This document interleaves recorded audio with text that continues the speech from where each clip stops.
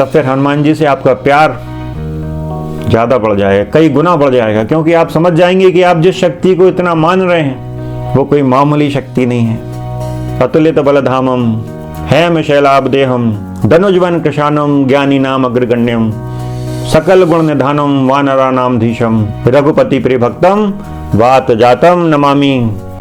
राम राम राम राम राम राम राम सीता राम सीता राम। मित्रों नमस्कार, हमारा नाम है हर्ष तिवारी और आध्यात्म जगत के इस चैनल रामायण बाय हर्ष तिवारी में हम आप सभी का बहुत बहुत स्वागत करते हैं। आज का जो विषय हम लेकर आए हैं आपके समक्ष वो है कि सुंदरकांड कौन सा करना चाहिए।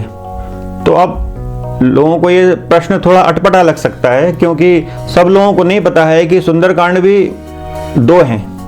एक जो मूल सुंदरकांड है वो वाल्मीकि रामायण में आता है, श्रीमद् वाल्मीकि रामायण में, क्योंकि रामायण को सर्वप्रथम वाल्मीकि जी ने ही लिखा है। भगवान के समय में जब भगवान साक्षात विराजमान थे इस धरती पर, उस समय महर्षि वाल्मीकि ने उनकी वाल्मीकि रामायण का लेखन कार्य किया। और हमारे कलयुग में गोस्वामी तुलसीदास जी ने लिखा है रामचरितमानस, तो उसमें भी सुंदरकांड लिखा है उन्होंने। तो रामचरितमानस का सुंदरकांड भी बड़ी सुंदर रचना है, गजब की अद्वितीय रचना है। तो फिर ये दो बातें हो गई कि अब कंफ्यूजन क्रिएट हो सकता है कि भैया वाल्मीकि रामायण का सुंदरकांड पढ़ा जाए कि गोस्वामी तुलसीदास की रामचरितमानस का सुंदरकांड पढ़ा जाए। तो प्रश्न विचारणी है कि कौन सा पढ़ना चाहिए। तो इस विषय में एक बात कहेंगे कि वाल्मीकि रामायण एक विस्तृत ग्रंथ है। विस्तृत क्यों है? उसका कारण यह है कि महर्षि वाल्मीकि जी जो हैं वो अपनी दिव्य दृष्टि से पूरी राम कथा को देख रहे हैं अपने सामने घटता हुआ।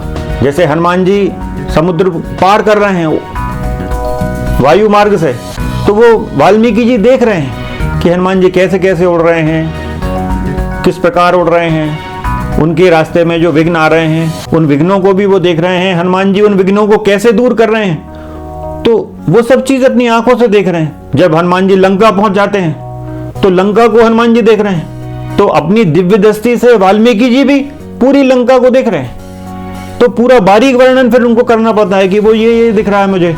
हनुमान जी के माध्यम से हर दृश्य का वो अवलोकन कर रहे हैं बारीकी से।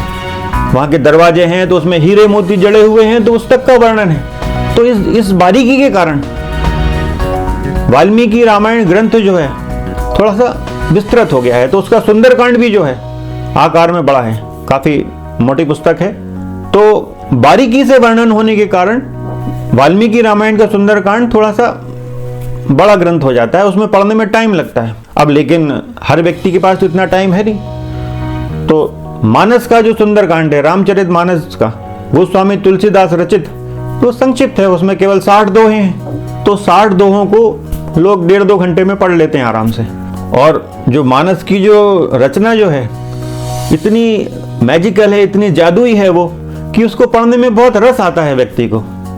जो भी व्यक्ति पढ़ रहा है मानस सुंदरकांड तो उसमें बड़ा रस है। अब लेकिन चूंकि वाल्मीकि रामायण संस्कृत में है तो संस्कृत में भी रस तो होगा, लेकिन वो चूंकि हम लोगों को संस्कृत उतनी आती नहीं है तो वो उस रस से हम लोग वंचित रह जाते हैं। लेकिन गोस्वामी तुलसीदास जी की जो मानस का जो सुंदरकांड है वो अवधी भाषा में, हिंदी भाषा में है, तो उसके रस से हम लोग उसका रस का स्वाद हम लोग ले लेते हैं। तो बड़ा आनंददायी है वो। लेकिन एक बहुत बड़ा अंतर है दोनों में। वो अंतर क्या है? हनुमान जी को ज्ञानी नाम अग्रगण्यम बुद्धिमताम वरिष्ठम, बलवानों में सबसे बलवान कहा गया है। हनुमान जी को बुद्धिमानों में सर्वश्रेष्ठ कहा गया है, ज्ञानियों में सर्वश्रेष्ठ कहा गया है, अतुलित बलधामम कहा गया है। अतुलित बलधामम हैम शैलाब्देहम धनुजवन कृशानम ज्ञानी नाम अग्रगण्यम सकल गुण निधानम वानरानाम धीशम रघुपति प्रिभक्तम वात जातम नमामि। तो हनुमान जी जो हैं वो बुद्धिमानों में सर्वश्रेष्ठ हैं, ज्ञानियों में सर्वश्रेष्ठ हैं, बलवानों में सर्वश्रेष्ठ हैं, जिनके बल का तो कोई पार ही नहीं है।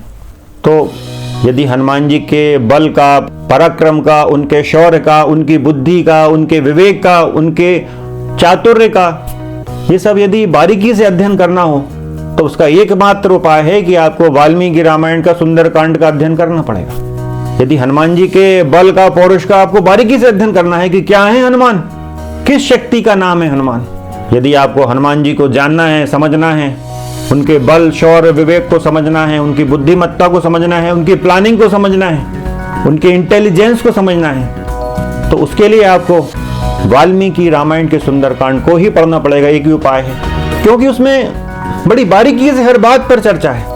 हनुमान जी क्या सोच रहे हैं, वो क्या प्लानिंग कर रहे हैं, इसकी बारीक चर्चा वाल्मीकि रामायण के सुंदरकांड में है। अब यदि मानस के सुंदरकांड की बात करें तो बड़ा संक्षिप्त है, केवल 60 दोहे हैं, और इन 60 दोहों में मात्र 35 दोहों में ही हनुमान जी के विषय में चर्चा हो रही है। लंका जाना और वहां से आना, ये सब 35 दोहों में ही ये सब समाप्त हो गया है। 35 दोहे के बाद कथा आगे बढ़ जाती है, वो गुप्तचरों वाली कथा वगैरह आने लगती है। तो थोड़ी सी यहाँ कंजूसी हो गई है हनुमान जी के बल, शौर्य, बुद्धिमत्ता को दिखाने में। अब चूंकि यदि बहुत विस्तार से लिखते हुए मानस तुलसीदास जी तो ये भी बड़ा ग्रंथ हो जाता है और थोड़े रस में भी कमी हो जाती है। ये छोटा है, 60 दोहे का सुंदरकांड है मानस का, लोग फटाक से कर लेते हैं, जल्दी से कर लेते हैं, रोज कर लेते हैं लोग, कई लोग तो एक बार से भी ज्यादा कर लेते हैं दिन में। लेकिन आप वाल्मीकि रामायण का सुंदरकांड एक दिन में नहीं कर सकते, या बहुत ज्यादा समय तक आपको बैठना पड़ेगा, तब वो हो पाएगा, क्योंकि वो थोड़ा सा विस्तृत है। इस दृष्टि से यदि देखा जाए, समय बचाने के लिए और उस रस को पीने के लिए, उस रस माधुर्य को, उस अमृत को पीने के लिए, तो उसके लिए रामचरितमानस का सुंदरकांड ही सर्वश्रेष्ठ है। लेकिन यदि बारीकी से पढ़ना है हनुमान जी को जानने के लिए, तो फिर आपको वाल्मीकि रामायण का सुंदरकांड ही पढ़ना पड़ेगा, दूसरा कोई उपाय नहीं है। तो ये छोटा सा हमारे आज का जो वीडियो था, बस यही हम इस विषय पर चर्चा करना चाहते थे कि आपने मानस का सुंदरकांड खूब पढ़ लिया, लेकिन कम से कम एक बार हमारी बात को मानते हुए वाल्मीकि रामायण का सुंदरकांड पढ़ के देखिए, आपको समझ में आएगा कि क्या है हनुमान जी। क्योंकि मानस के सुंदरकांड में वो क्लियर नहीं हो पाता। अब जैसे एक छोटा सा उदाहरण देते हैं, और अक्षय कुमार का जो वध है मानस के सुंदरकांड में बड़े शॉर्ट में आया कि हनुमान जी ने उसको उठा के पटक दिया, वो मर गया। वो बस 1-2 चौपाई में उसका बड़ी छोटी सी कहानी सुनाकर उसका समापन कर दिया। लेकिन वाल्मीकि रामायण में इसका विस्तृत वर्णन है। अक्षय कुमार जो है वो रावण का पुत्र है और उसने हनुमान जी से बहुत भयानक युद्ध किया है। उस युद्ध का पूरा बारीकी से वर्णन वाल्मीकि रामायण में है कि उसने कैसे कैसे युद्ध किया, कैसे कैसे बाणों का प्रयोग किया।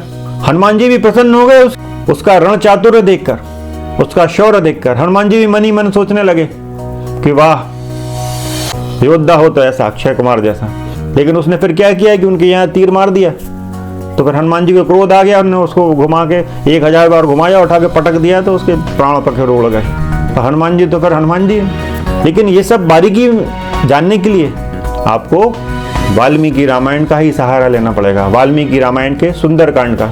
हाँ, उसमें वाल्मीकि रामायण में जैसा कि हम इन वीडियोस में बता रहे हैं कि उसमें बहुत मिलावट है, तो सुंदरकांड में भी मिलावट है, लेकिन वो इतनी चुभने वाली मिलावट नहीं है। आपको हो सकता है आपको समझ में भी नहीं आए, क्योंकि एक बार में 2 बार में वो चीज़ें समझ में नहीं आती हैं। जब बारीकी से अध्ययन करते हैं वो बदमाशियाँ समझ में आती हैं। तो नवम सर्ग में थोड़ी सी छेड़छाड़ है, और वो जो मधुपान वाला जो बाद में आता है उसमें छेड़छाड़ है।